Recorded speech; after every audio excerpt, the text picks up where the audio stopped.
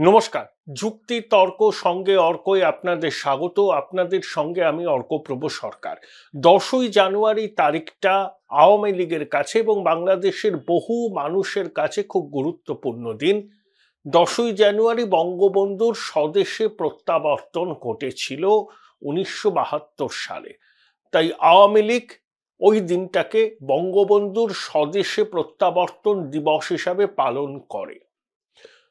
1971 সালের 26শে মার্চ বঙ্গবন্ধু বাংলাদেশের স্বাধীনতা ঘোষণা করেছিলেন।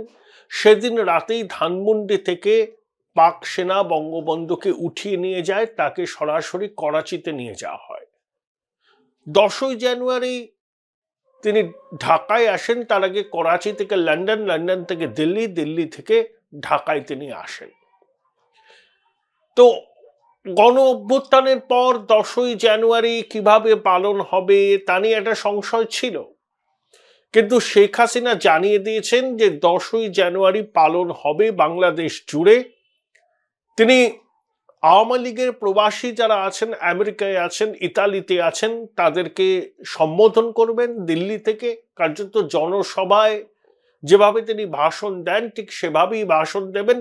এবং আগে আমরা দেখেছি যখন লন্ডনে তিনি ভাষণ দিলেন, উদ্যোক্তারা তাকে বাংলাদেশের প্রধানমন্ত্রী হিসাবে সম্বোধিত করেছিলেন। এক্ষেত্রেও তার ব্যতিক্রম হবে বলে আমার মনে হয় না। তো প্রথমে আমেরিকা, তারপর দিন ইতালিতে তিনি ভার্চুয়াল মাধ্যমে কর্মী সমর্থকদের সম্বোধিত করবেন এবং বাংলাদেশের মানুষকেও সম্বোধিত করবেন। যখন বিক্রম মিশ্রী যখন ঢাকায় গিয়েছিলেন, তখন অন্তর্বর্তী সরকারের পররাষ্ট্র উপদেষ্টা থেকে শুরু করে এমনকি অন্তর্বর্তী সরকারের প্রধান উপদেষ্টা ইউনূস, শেখ হাসিনা যে নয়াদিল্লি থেকে বসে নানাবিধ প্রচার কর্মসূচি চালাচ্ছেন, নানাবিধ বক্তব্য রাখছেন, সেটা বাংলাদেশের অন্তর্বর্তী সরকার পছন্দ করছে না, সেটা দ্ব্যর্থহীন ভাষায় জানিয়ে দেওয়া হয়েছিল। কিন্তু ভারত সরকারের বক্তব্য হচ্ছে হাসিনা এখানে অতিথি হিসাবে আছেন, তিনি এই সম্বোধন করার যে পরিকাঠামো সেটা তিনি নিজের উদ্যোগে জোগাড় করেছেন। ভারত সরকার তাকে কোনো ইনফ্রাস্ট্রাকচার সাপোর্ট প্রোভাইড করেনি। তাই তিনি যদি নিজস্ব পরিকাঠামো ব্যবহার করে কিছু বলতে চান, ভারত সরকার তাতে বাধা দেবে না। অর্থাৎ শেখ হাসিনার যে ভারতে আছেন তার ডিপ্লোম্যাটিক পাসপোর্ট বাতিল করেছে অন্তর্বর্তী সরকার, কিন্তু ভারত সরকার ট্রাভেল ডকুমেন্টস দিয়েছে। যে কূটনৈতিক নোট অন্তর্বর্তী সরকার পাঠিয়েছিল ভারত সরকারকে শেখ হাসিনাকে প্রত্যাবর্তনের বিষয়ে, ভারত সরকার আপাতত সেটিকে ডাস্টবিনে ফেলে দিয়েছে। ভারত সরকারের স্পষ্ট বক্তব্য, অসাংবিধানিক অনির্বাচিত অন্তর্বর্তী সরকারকে তারা পুরোপুরি কূটনৈতিক বৈধতা দেয় না এবং এই ধরনের অন্তর্বর্তী সরকারের কোনো অধিকার নেই একটি নির্বাচিত সরকারের কাছে এরকম কূটনৈতিক নোট পাঠানোর। তাই শেখ হাসিনা যতদিন খুশি ভারতে থাকবেন, সসম্মানে থাকবেন এবং তার ভারতে থাকা নিয়ে রাজনৈতিক দলগুলোর মধ্যে ঐক্যমত্য তৈরি হয়েছে।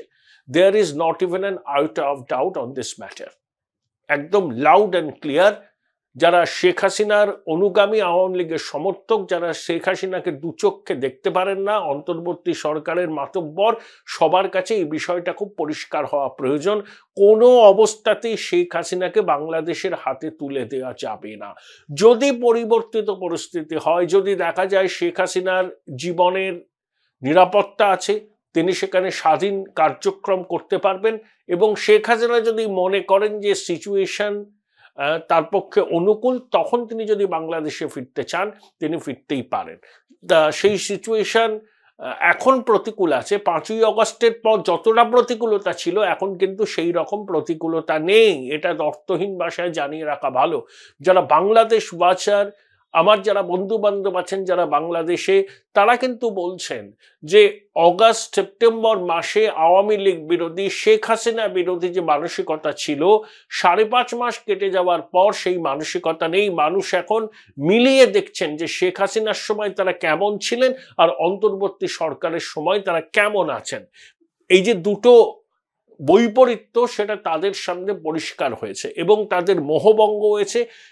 মোহাম্মদ ইউনূস যে একজন বিশুদ্ধ ধান্দাবাজ সেটা তারা পরিষ্কার করে বুঝতে পেরেছেন এবং অনেকে ইউনূসকে সর্বরোগর বিশল্যকরণে ভেবেছিলেন যে ইউনূস ক্ষমতায় আসলে পশ্চিমী বিশ্ব উদার হস্তে বাংলাদেশকে সাহায্য করবে, সেগুলো কিছুই হচ্ছে না।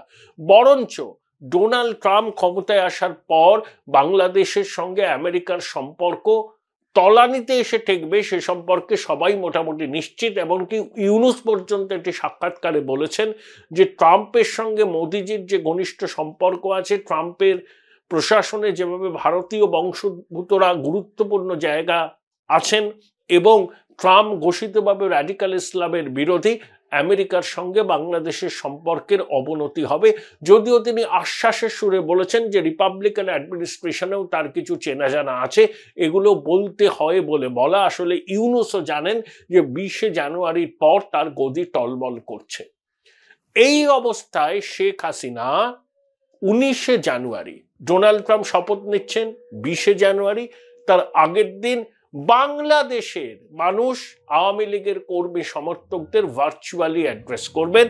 বাংলাদেশের সময়ে সম্ভবত সন্ধ্যে 6টা বা 6:30টায় যুবলীগের যিনি সভাপতি, তিনি পরশ তার নাম, তিনি শেখ হাসিনার আত্মীয় বটে, তিনি এই ঘোষণাটা করেছেন।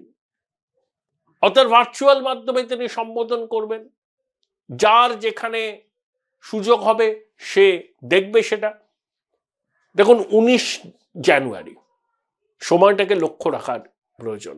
20শে জানুয়ারি ট্রাম্পের আনুষ্ঠানিকভাবে দায়িত্ব নেওয়ার কথা, তার ঠিক আগের দিনকে শেখ হাসিনা বেছে নিয়েছেন বাংলাদেশের মানুষকে অ্যাড্রেস করার জন্য। অর্থাৎ শেখ হাসিনা নিজেও জানেন, তার কাছেও তো অনেক ফিডব্যাক আসে যে ইউনূসের জনপ্রিয়তা তলানিতে, ছাত্রদের জনপ্রিয়তা তলানিতে, ছাত্ররা যে তোলাবাজি করছে, বাংলাদেশে যে কমিশন রাজ পত্তন হয়েছে, এটা বাংলাদেশের মানুষও জানেন, শেখ হাসিনাও জানেন। অর্থাৎ এই সময়টাকে তিনি কাজে লাগাতে চান ঘুরে দাঁড়ানোর জন্য। বাংলাদেশে নির্বাচন হবে না, লিখে দিতে পারি, মিলিয়ে নেবেন, হবে না। নির্বাচন করার মতো পরিস্থিতি সেখানে নেই। প্রথম কথা, বিএনপি বলছে এক্ষুনি নির্বাচন, জামাত তার ভূমিকা স্পষ্ট করছে না, ছাত্ররা বলছে আওয়ামী লীগকে নিষিদ্ধ করে তবেই নির্বাচন, ইউনূস চাইছেন সংস্কার সংস্কার সংস্কার, এই সমস্ত কথা বলে নির্বাচনটাকে যতটা দেরিতে করা যায় ততদিন উনি ক্ষমতায় আঁকড়ে থাকতে পারবেন। শেষ পর্যন্ত যদি অন্তর্বর্তী সরকারটা নির্বাচনের দিন ঘোষণা করে, সেই নির্বাচনে আওয়ামী লীগের ভূমিকা কি হবে? আওয়ামী লীগকে বাদ দিয়ে বাংলাদেশে কোনো নির্বাচন হতে পারে না। যেমন বিএনপিকে বাদ দিয়ে বাংলাদেশে কোনো নির্বাচন হতে পারে না, সেই নির্বাচনের বৈধতা নিয়ে প্রশ্ন ওঠে। আওয়ামী লীগকে বাদ দিয়ে কোনো নির্বাচন হলে সেই নির্বাচনের বৈধতা নিয়েও একই রকম প্রশ্ন উঠবে। শেখ হাসিনা যেভাবে Join Indian Institute of Hotel Management now. Right choice, right decision. নির্বাচন করেছিলেন, বিগত 2-3টে নির্বাচন, এবং সেই নির্বাচন বিএনপি বয়কট করেছিল, নির্বাচনের নামে প্রহসন হচ্ছে এই অভিযোগ তুলে। তাই সেই নির্বাচনকে ঘিরে বাংলাদেশের মানুষের মনে অসন্তোষ ছিল। পৃথিবীর অন্যান্য দেশও বাংলাদেশের গণতান্ত্রিক নির্বাচনকে প্রহসন বলে আখ্যায়িত করেছে।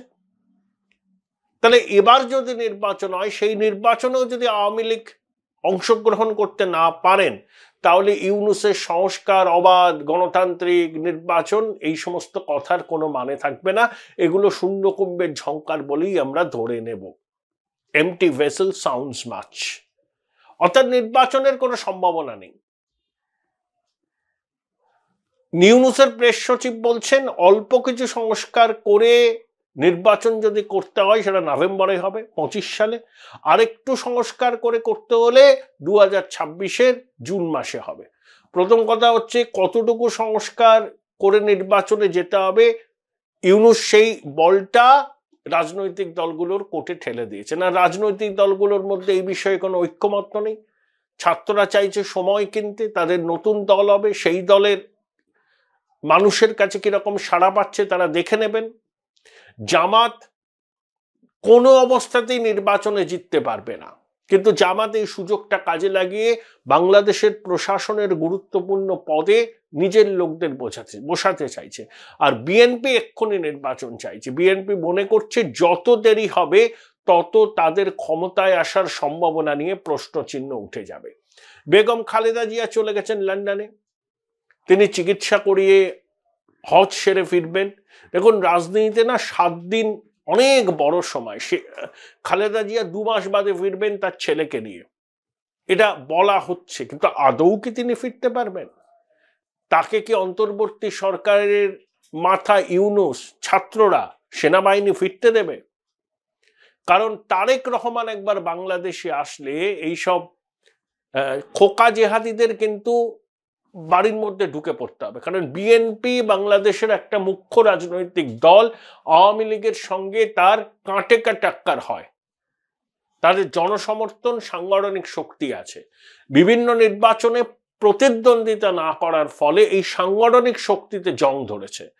এখন বিএনপি চাইছে পরিবর্তিত পরিস্থিতিতে তাড়াতাড়ি নির্বাচন সেরে ফেলতে। তার মধ্যে তারেক রহমান যদি চলে আসেন তাহলে টিএমসির এই বিএনপির শক্তি আরো বাড়বে, তাদের কর্মী সমর্থক ভোটাররা আরো কনসলিডেট হবে। এটা ইউনূসের পক্ষে বিপদ, আর এই ছাত্রদের পক্ষে বিপদ।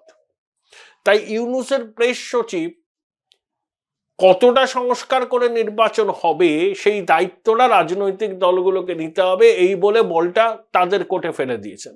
এবং রাজনৈতিক দলগুলোর মধ্যে এই বিষয়ে ঐক্যমত্য হওয়া আমার মনে হয় সম্ভব নয়। এবং আওয়ামী লীগের ভূমিকা কি হবে নির্বাচনে, এই পরিস্থিতিতে একমাত্র বিকল্প হচ্ছে সেনা শাসন। দেখুন, ভারতবর্ষ গণতান্ত্রিক দেশ, ভারতবর্ষের সেনা কোনোদিন ক্ষমতা দখল করার চেষ্টা করেনি, করবেও না। সেনা জানে তাদের কাজ কি। সেনা আইন শৃঙ্খলা পরিস্থিতিতেও রাস্তায় নামে না। সেনা স্পেসিফিক ডিউটি আছে, সেই ডিউটি তারা নিষ্ঠার সঙ্গে পালন করে। তাহলে ভারতবর্ষের গণতন্ত্রের ভিত অনেক গভীরে প্রতীত। 60 কোটি মানুষ এই নির্বাচনে ভোট দিয়েছেন, 60 কোটি মানুষ। আর বাংলাদেশের গণতন্ত্র ফ্র্যাজাইল। বাংলাদেশ আগেও সেনা শাসনের অভিজ্ঞতার মধ্যে দিয়ে গেছে। দুর্বল গণতন্ত্র, সেনা টেক ওভার করেছে। সেনাপ্রধান যতই বলুন না কেন তারা রাজনৈতিক বন্দোবস্ত, রাজনৈতিক দলের হাতেই সরকার পরিচালনার ভার থাকুক, এটা চান। সেনাপ্রধান এটাও বলেছেন যতদিন তিনি দায়িত্বে থাকবেন বাংলাদেশের সেনাকে রাজনীতিতে আসতে দেবেন না। এই কথাগুলোকে ফেস ভ্যালুতে নিতে হবে। মুখে তিনি যাই বলুন না কেন, সেনাপ্রধান প্রতিষ্ঠা করে দিয়েছেন যে তিনি একটা প্যারালাল শক্তি, আসলে তিনি অন্তর্বর্তী সরকারের মূল চালিকা শক্তি। তাহলে এই অচলাবস্থা তৈরি হলে সেনা ক্ষমতা দখল করবেই। তাদের নেতৃত্বে কিছুদিন সরকার চলার পর তারপরে হয়তো নির্বাচন হতে পারে। আমি বলছি না যে পাকাপাকিভাবে সেনা দখল করবে, কিন্তু ইউনূস আর তার জঙ্গি সাথীদের সেনা সরাবে। এখন প্রশ্ন হলো হাসিনা ফিরবেন কিনা। ডোনাল্ড ট্রাম্প ক্ষমতায় আসার পর ভারতীয় উপমহাদেশের রাজনীতির ছবিটাই বদলে যাবে। এই ইউনূসের এত বলবালা বন্ধ হবে, তার জঙ্গি সহযোগীদের গর্তে ঢুকিয়ে দেবে আমেরিকা। কারণ এই সরকার, বাংলাদেশের সরকারের পৃষ্ঠপোষকতা কিন্তু করছে রাডিকাল ইসলাম, নিষিদ্ধ হিজবুত তাহরির, হেফাজতে ইসলাম। এরা রাডিকাল ইসলাম, এরা শরিয়া চালু করতে চায়। আমেরিকা এটা মানবে না। আর ইউনূসের সঙ্গে ট্রাম্পের সম্পর্ক অত্যন্ত তিক্ত। যেভাবে জাস্টিন ট্রুডোকে সরতে বাধ্য করা হলো, জাস্টিন ট্রুডোকে ট্রাম্প বলেছিলেন গভর্নর অফ কানাডা। তিনি কানাডার নতুন মানচিত্র তৈরি করার কথা বলছেন, অর্থাৎ কানাডা আমেরিকার 51তম প্রবেশ হবে। তিনি পানামা খালের উপর, ক্যানালের উপর দখল কায়েম করতে চাইছেন, গ্রিনল্যান্ড কিনে নিতে চাইছেন। চীনের সঙ্গে আমেরিকার লড়াই, এই লড়াইয়ে বাংলাদেশে আমেরিকা চাইবে একটা ফ্রেন্ডলি সরকার থাকুক। ইউনূসের সরকার দিয়ে তা হবে না। এবং ভারতীয় উপমহাদেশে আমেরিকার বিদেশ নীতি ঠিক হবে প্রধানমন্ত্রী নরেন্দ্র মোদী কি চান সেটাকে গুরুত্ব দিয়ে। এবং এই রকম পরিস্থিতিতে শেখ হাসিনার প্রত্যাবর্তন ঘটতেই পারে আগামী কয়েক মাসের মধ্যে। আবার বলছি, জুলাই অগাস্ট মাসে আওয়ামী লীগ এবং শেখ হাসিনার বিরুদ্ধে যে গণক্ষোভ ছিল সেটা অনেকটা প্রশমিত হয়েছে। মানুষ নিজের জীবনের অভিজ্ঞতা থেকে বুঝতে পারছেন যে তারা আগের জমানায় কি ছিলেন, এখন কি আছেন। শেখ হাসিনার বিরুদ্ধে বিস্তর অভিযোগ আছে, হাই হ্যান্ডেডনেস, বিরোধী কণ্ঠস্বর স্তব্ধ করা, দুর্নীতির অভিযোগ আছে। কিন্তু বাংলাদেশের মানুষ একটা কথা মানছেন যে অন্তত মোটা ভাত কাপড়ের অভাব হতো না, এখন কিন্তু সেই অভাবটা প্রকট হয়েছে। অতএব 20শে জানুয়ারির পর ভারতীয় উপমহাদেশে, বিশেষ করে বাংলাদেশ এবং পাকিস্তানে ক্ষমতার পরিবর্তন হবে। ইমরান খানের জেল মুক্তি হবে, হয়তো ইমরান খান আবার রাজনীতির রঙ্গমঞ্চে সহমহিমায় ফিরবেন, এবং ইউনূস সরকারকেও কিন্তু পাত্তারি গোটাতে হবে। তখন কিন্তু শেখ হাসিনা বাংলাদেশে ফিরতে পারেন। কারণ আবার বলছি, আওয়ামী লীগের চরম দুরবস্থায় 35% ভোট তাদের পক্ষে যায়। বিভিন্ন সব ওরা ওপিনিয়ন পোল করছেন বাংলাদেশের বিভিন্ন মানুষ, তাতে কিন্তু দেখা যাচ্ছে আওয়ামী লীগকে মুছে দেওয়া তো দূরের কথা, অনেক জায়গাতে আওয়ামী লীগ নির্বাচন হলে ভালো ফল করবে। শেখ হাসিনাও গ্রাউন্ড রিয়েলিটি বোঝেন এবং তিনি হয়তো কোর্স কারেকশন করবেন, এবং তারপর তিনি সর্বতোভাবে চেষ্টা করবেন বাংলাদেশের মাটিতে ফিরে আসার।